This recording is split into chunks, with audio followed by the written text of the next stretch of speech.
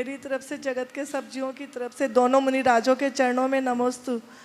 महाराज श्री, जब माता के गर्भ में बच्चा होता है तो मशीनों के द्वारा निरीक्षण करवाया जाता है कि वो मानसिक तौर से या शारीरिक तौर से वो स्वस्थ है कि अस्वस्थ है। तो अगर अस्वस्थ होता है तो कहा जाता है कि ये बाहर आएगा तो ये परेशान होगा और हम भी परेशान होंगे, तो उसका गर्भपात करवा दिया जाता है। तो ये क्या अनुचित नहीं है? सर्वथा अनुचित है। मैं तो कहता हूँ कभी जांच भी नहीं कराना चाहिए। जांच कराओगे विकल्प होगा। और इसमें न जाने कितने लोग, मेरे पास तो बहुतों ने प्रायश्चित भी मांगा है, और प्रायश्चित मांगने के बाद मैं दो उदाहरण देता हूँ। एक उदाहरण तो ऐसा कि कईयों ने ऐसा अबॉर्शन कराया, बाद में उनकी कोखी चले गई। और एक दूसरा उदाहरण देता हूँ कि मैं उदयपुर में था, एक महिला आई, उसके साथ एक बच्चा था 18-19 साल का। दर्शन करा के आशीर्वाद दिलाई, बोले महाराज जी इसका आईआईटी में सिलेक्शन हुआ, आईआईटी बॉम्बे में, इसका 24th रैंक था, आशीर्वाद दीजिए। फर्स्ट अटेम्प्ट में किया। उसके बाद बेटे को भेजा और फूट फूट के रोने लगी। बोले महाराज जी आपसे एक प्रायश्चित चाहिए। तो क्या है? बोले महाराज मैं क्या बताऊं, जब ये पेट में था जांच कराया, बोल दिया गया कि बेटा एबनॉर्मल है। मेरे पति और मेरे परिवार के लोग मुझसे बहुत दबाव देने लगे कि इसका एबॉर्शन करा लो, एबॉर्शन करा लो, एबॉर्शन करा लो। महाराज जी एक बारगी मेरा भी मन बन गया और मैं एबॉर्शन कराने के लिए चले भी गई।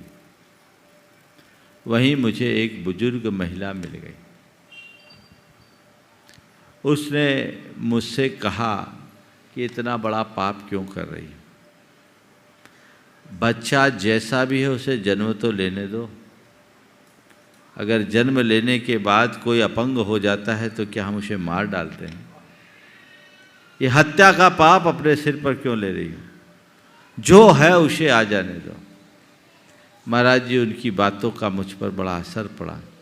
मैंने अपना विचार त्याग दिया। मेरे पति भी नाराज़ हुए, ससुराल के लोग भी नाराज़ हुए, लेकिन मैंने किसी की नहीं सुनी और मैंने कहा मैं ये पाप नहीं करूँगी। महाराज जी आज मैं बच गई और मेरा ये बेटा इतना प्रतिभाशाली बेटा हुआ है जो फर्स्ट अटेम्प्ट में आईआईटी में 24th रैंक पाया है। महाराज अब मुझे लगता है कि मैं कितना बड़ा पाप करने जा रही थी, कितना अनर्थ मेरे द्वारा हो रहा था। महाराज जी मुझे इसका प्रायश्चित दीजिए। तो ऐसा भी हो जाता है।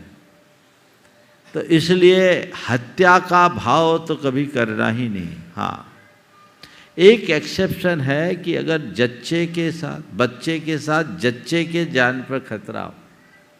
हालांकि डॉक्टरों का कोई ठिकाना नहीं रहता, आजकल की जांच की मशीनों का भी कोई विश्वसनीयता नहीं रहती, इसलिए पूर्वापर विचार करके ही ये सारे काम करने चाहिए। इसमें किसी भी प्रकार की ऐसी सलाह को अहमियत नहीं देना चाहिए, क्योंकि ये पाप है।